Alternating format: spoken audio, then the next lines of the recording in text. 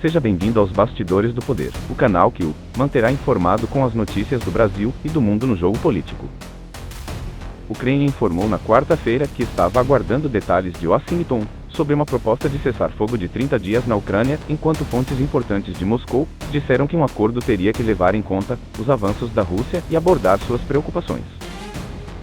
Após o avanço das forças russas em 2024, o presidente dos Estados Unidos, Donald Trump, reverteu a política dos Estados Unidos sobre a guerra, iniciando negociações bilaterais com Moscou e suspendendo a ajuda militar e o compartilhamento de inteligência com a Ucrânia, dizendo que o país deve concordar com os termos para encerrar o conflito. Os Estados Unidos concordaram na terça-feira, dia 11 de março, retomar a ajuda militar e o compartilhamento de inteligência, depois que Kiev disse estar pronta para apoiar uma proposta de cessar-fogo durante negociações na cidade saudita de Jeddah.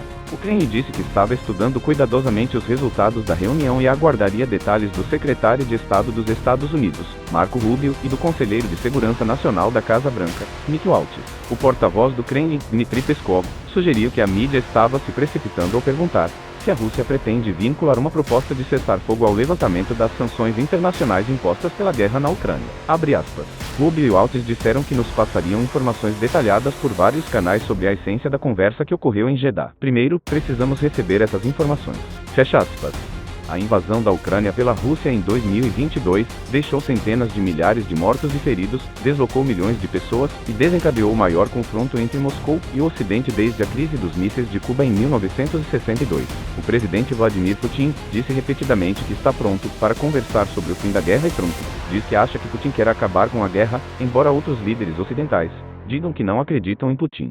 Trump disse na terça-feira, dia 11 de março, que esperava que a Rússia concordasse com um cessar-fogo e que falaria com Putin esta semana. Uma importante fonte russa informou ao site de notícias Reuters que Putin acharia difícil concordar com a ideia de cessar-fogo sem discutir os termos e obter algum tipo de garantia. Abre aspas. É difícil para Putin concordar com isso em sua forma atual. Putin tem uma posição forte porque a Rússia está avançando. Fecha aspas. Outra fonte russa sênior disse que a proposta de cessar-fogo parecia, da perspectiva de Moscou, uma armadilha, porque Putin teria dificuldade em interromper a guerra sem algumas garantias ou promessas concretas. Uma terceira fonte russa disse que o panorama geral era que os Estados Unidos concordaram em retomar a ajuda militar e o compartilhamento de inteligência e decoraram essa medida com uma proposta de cessar-fogo. Konstantin Kosachev, presidente do Comitê de Assuntos Internacionais do Conselho da Federação, a Câmara Alta do Parlamento russo, disse no Telegram que os avanços da Rússia na Ucrânia devem ser levados em consideração. Abre aspas. Quaisquer acordos, com todo o entendimento da necessidade de compromisso, em nossos termos, não nos americanos. E isso não é ostentação, mas entendimento de que acordos reais ainda estão sendo escritos lá, na frente, o que eles deveriam entender em Washington também. Fecha aspas. Putin disse repetidamente que uma trégua de curto prazo não é a maneira de acabar com a guerra. Abre aspas. Não precisamos de uma trégua, precisamos de uma paz de longo prazo garantida por garantias para a Federação Russa e seus cidadãos. É uma questão difícil, como assegurar essas garantias. Fecha aspas. Em junho, ele estabeleceu seus termos para a paz.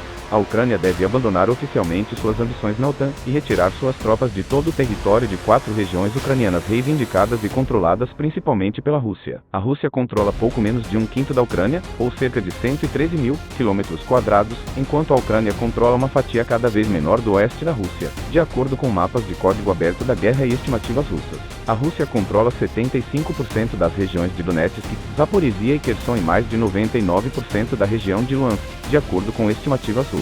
A Rússia diz que todas essas 4 regiões agora são legalmente parte do país e nunca serão devolvidas à Ucrânia, que afirma que elas foram anexadas ilegalmente e que nunca reconhecerá a soberania russa sobre elas. Será mesmo que a Rússia manterá esses termos para o cessar-fogo ou abrirá mão de alguns itens para a negociação da paz? Se gostou do vídeo, curta e compartilhe. Obrigado.